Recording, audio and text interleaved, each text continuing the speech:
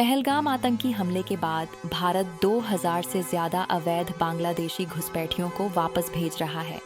22 अप्रैल को पहलगाम में 26 निर्दोष पर्यटकों की हत्या के बाद भारत की आंखें खुल गईं। यह हमला पाकिस्तान के ISI के इशारे पर हुआ था, लेकिन सवाल यह था कि इन आतंकवादियों को मदद कौन कर रहा है।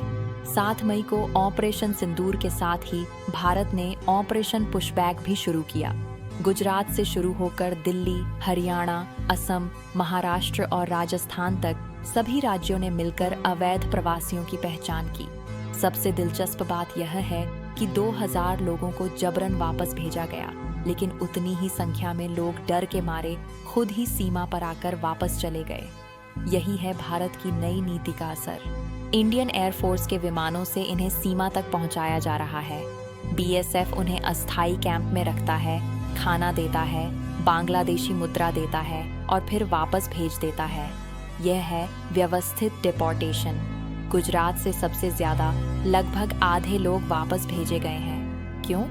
क्योंकि गुजरात में ये लोग मजदूरी करते थे और वहीं से सबसे ज्यादा पैसा पाकिस्तान और बांग्लादेश भेजते थे। अब समझिए कि असली खेल क्या है।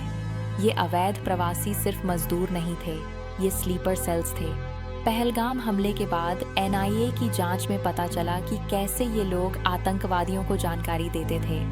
कई दशकों से बांग्लादेश ने अपने नागरिकों को मानने से इनकार किया था, लेकिन अब भारत ने फॉर्मल प्रोसेस छोड़कर डायरेक्ट एक्शन लिया है। बॉर्डर गार्ड्स बांग्लादेश को कोऑपरेट करना पड़ रहा है। यहाँ देखिए पश्चिमी मीडिया का दोगलापन।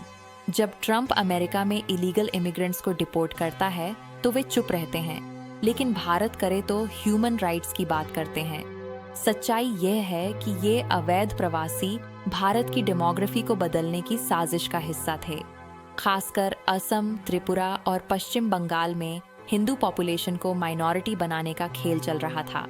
गृह मंत्रालय ने 30 दिन का डेडलाइन दिया है। सभी स्टेट्स को अपने यहाँ के इलीगल इमिग्रेंट्स की पहचान करके भेजना है।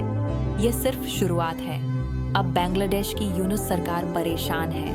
उन्होंने इंडिया से कहा है कि एस्टैब्लिश्ड रिपेट्रिएशन मैकेनिज्म फॉलो करें, लेकिन भारत अब पुराने नियमों का गुलाम नहीं है। आने वाले दिनों में डिपोर्टेशन की संख्या बढ़कर 10,000 से 20,000 तक पहुंच सकती है। तब देखना होगा कि बांग्लादेश कैसे रिएक्ट करता है। सत्यमेव जयते।